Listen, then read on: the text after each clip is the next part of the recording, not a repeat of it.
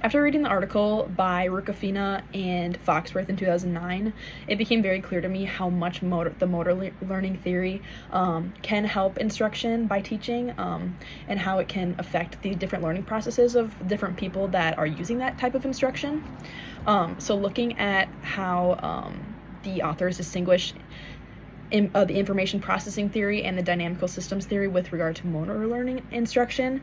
The biggest quote that I gathered from that was, quote, "It is most commonly used to provide insight into learning under direct instruction," end quote, Rukafina and Foxworth 2009.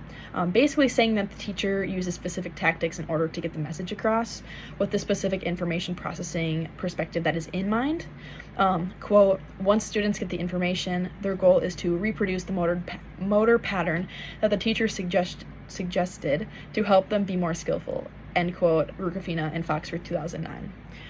Basically, this is a very important step-by-step method that is commonly used. I feel like especially in younger years of learning, like elementary and middle school, this is very effective in getting kids to learn the material at hand.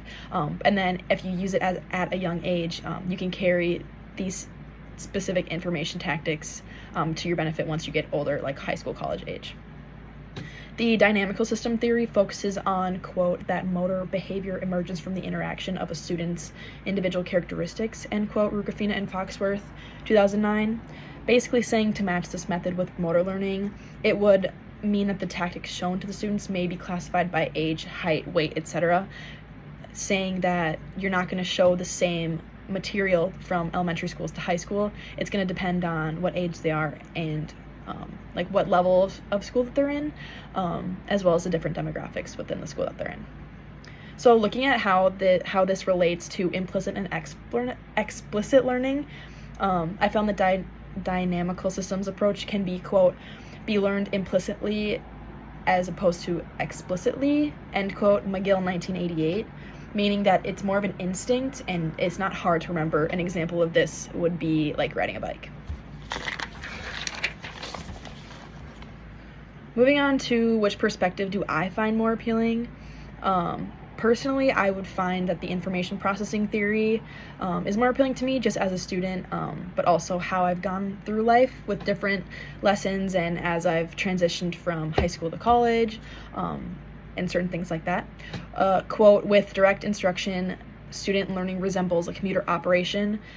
Students take information in, they process it, and then practice," end quote, Rukafina, Foxworth 2009.